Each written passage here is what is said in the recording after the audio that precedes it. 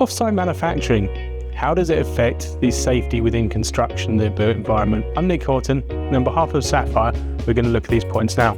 So safety comes down to two aspects. Firstly is safety on site during the construction phase and what is being done about the product to make sure that you can design it correctly so that it's easy to install and safe to install.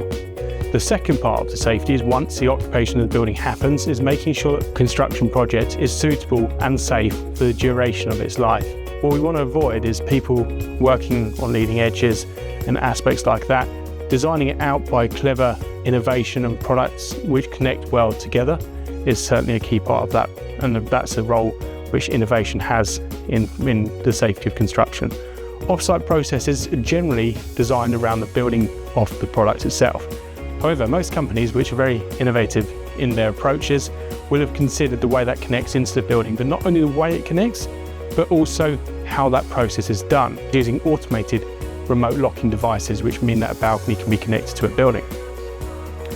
Taking the other part of safety, the safety during the lifespan of the building, obviously a lot of this is very relevant to the maintenance, and maintenance needs to be considered within the design of any product to make sure that it can be maintained and safely maintained and inspected on an ongoing basis.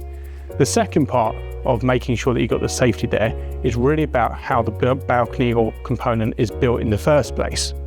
So building a product on site means that there's certain scrutiny which is applied by a project manager. Now it may not be their area of expertise, they may not know necessarily what that product should be and what good looks like. Tragically, in the Grenfell case and the inquiry which has followed, we've seen much of that competency and workmanship lacking accountability. Taking a product off-site will make a big difference to this process. Why?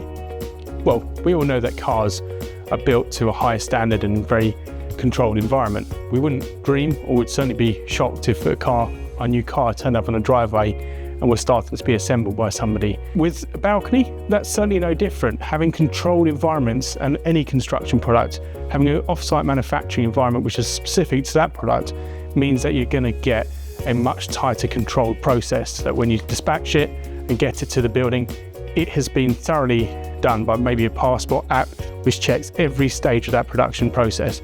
So off-site manufacture should be a benefit in most cases to it, but that does depend on the ability and the quality systems of picking up those defects and rectifying them.